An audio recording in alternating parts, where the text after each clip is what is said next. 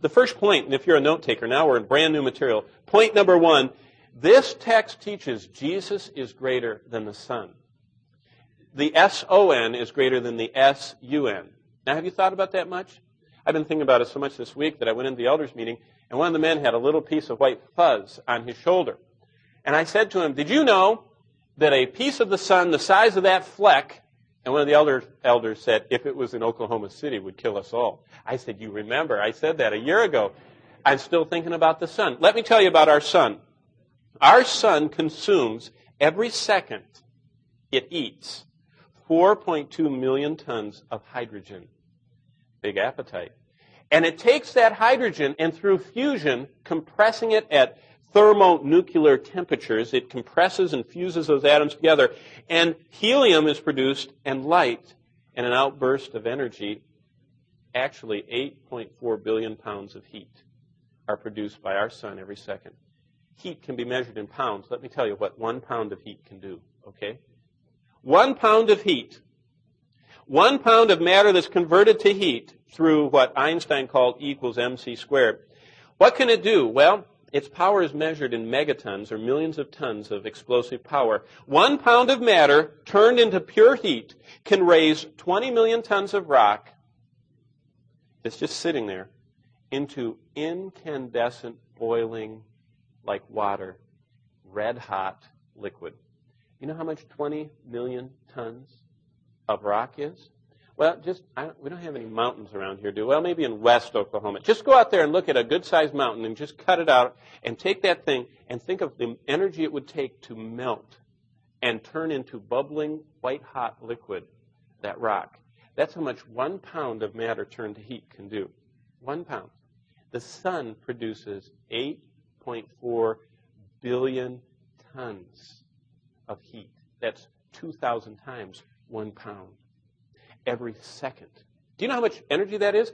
Our sun, in 1 second, produces more energy than all the Earth's energy produced on this planet from creation till the end. It will never equal 1 second of the sun. And the Bible says Jesus is greater than the sun. Jesus is greater than the sun. Even though our sun is pumping out this energy, the heat you felt in July and August was only 1/2 of 1/billionth of 1% of the sun's radiant heat. And it burns our skin. And Jesus is greater than that. In fact, when the Apostle John met Jesus, he said in Revelation 1:16, and when I saw him, his face was like the sun shining in its strength. How strong is it? Every second. It takes 4.2 million tons and converts it into 8.4 million tons of radiant heat. And 1 tiny pound of that could melt and bubble a mountain up to nothing but vapor, incandescent, gaseous rock. Jesus is greater than the sun. The sun is the most powerful thing we've ever experienced up close. The sun is the most powerful. I know that they know that there's more out there, but they've never examined one up close. And our sun is the most powerful force we know of in the universe up close. And Jesus said, I made it. I'm greater than that. Secondly, Jesus is as inescapable as our sun. Look at the next verse. Its rising is from one end of the heavens to the other. Its circuit is to the other end of them. And there's nothing hidden from its heat. And immediately the scientists say, look at the archaic nature. It sounds like the sun is revolving around the earth, and we know that the earth is, they go, it's so archaic, it doesn't know anything about science and everything. No, it's actually accurate. You say, what? Well, I'm going to talk about that in a second.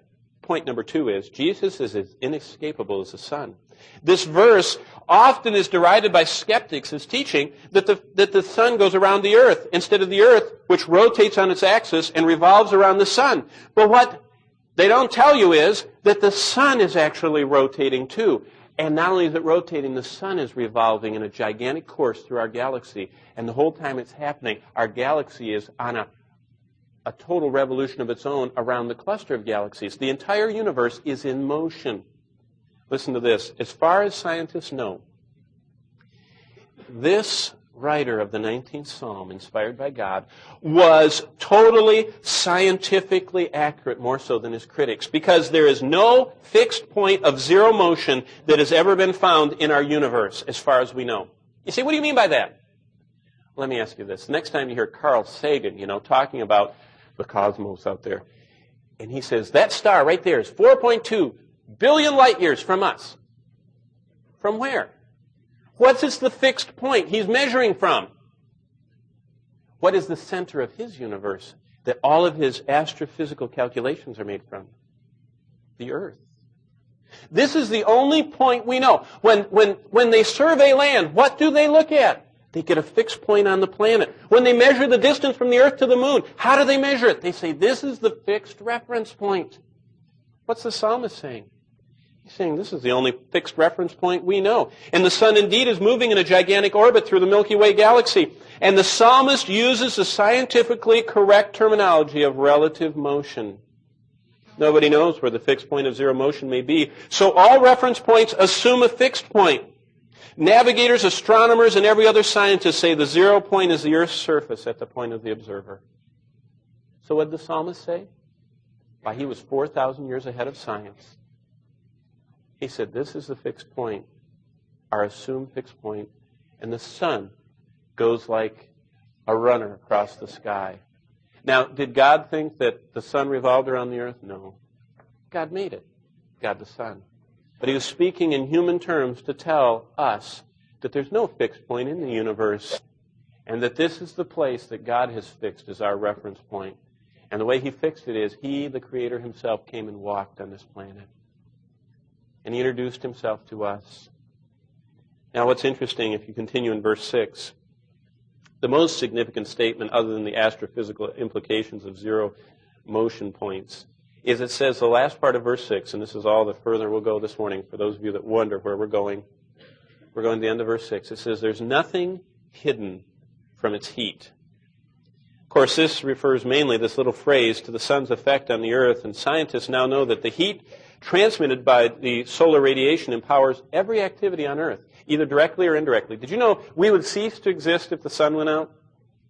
Every bit of our winds and rains, or the plant life through photosynthesis, and thus all animals and human life, rely on the sun. You say, oh, what about oil and that? Well, fossil fuels derived from buried organisms that drive our machinery are also products of the sun's effects. They're just vast forests that were around before Noah's flood that squashed them all, and that's where the coal came from. So all that derives back to the sun. Nothing on this planet that has anything to do with organic life cannot hearken back to the effects of the sun.